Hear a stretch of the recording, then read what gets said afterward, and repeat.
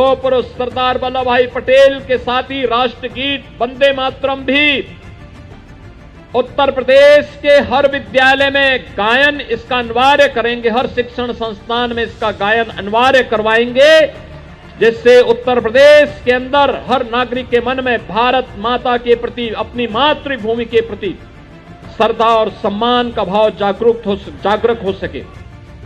मौका था देश को एकता के सूत्र में पिरोने वाले अखंड भारत के शिल्पकार, 550 से ज्यादा रियासतों के एकीकरण के सबसे अहम किरदार और भारत के असरदार सरदार की उपाधि वाले लौह पुरुष सरदार वल्लभ भाई पटेल की 150वीं जयंती समारोह के तहत गोरखपुर में एकता यात्रा और राष्ट्रीय गीत वंदे मातरम के सामूहिक गायन कार्यक्रम का, जहां मंच से सीएम योगी ने यूपी के सभी शिक्षण संस्थानों में वंदे मातरम के गायन को अनिवार्य करने का ऐलान किया।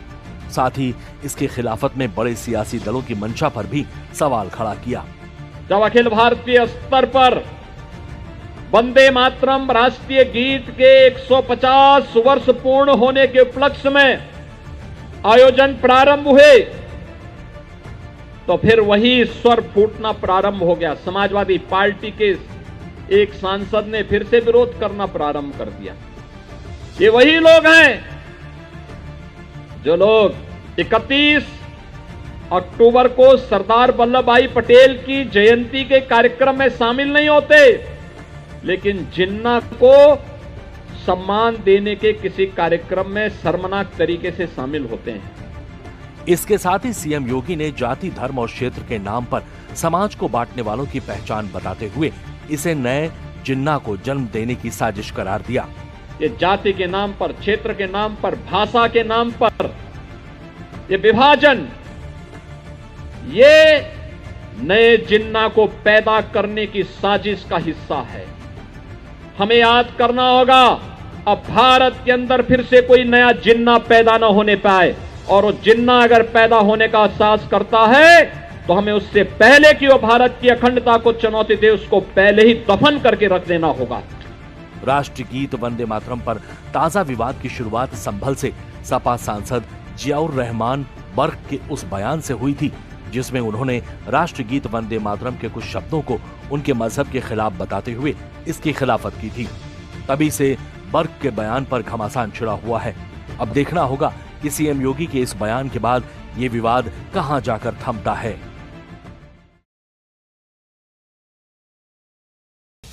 नोएडा में 27 साल के सॉफ्टवेयर इंजीनियर युवराज मेहता की मौत के मामले में अब प्रशासनिक कार्रवाई शुरू हो गई है। ग्रेटर नोएडा प्राधिकरण ने लापरवाही को गंभीर मानते हुए कनिष्ठ अभियंता की तत्काल सेवा समाप्त कर दी है।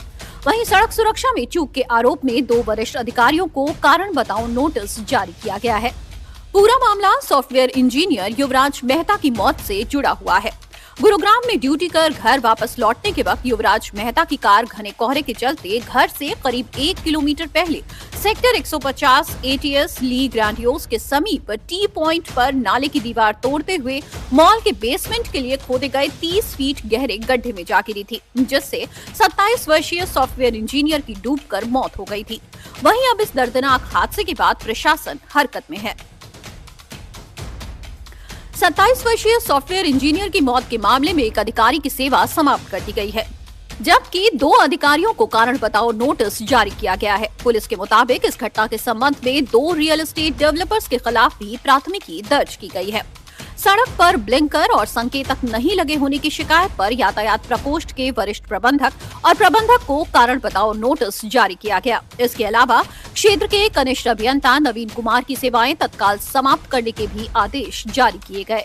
इस घटना के संबंध में जो पीड़ित है उनकी तरफ से, उनके परिवार की तरफ से दी गई तहरीर के आधार पर सुसंगत धाराओं में थाना नॉलेज पार्क में अभियोग पंजीकृत किया गया है।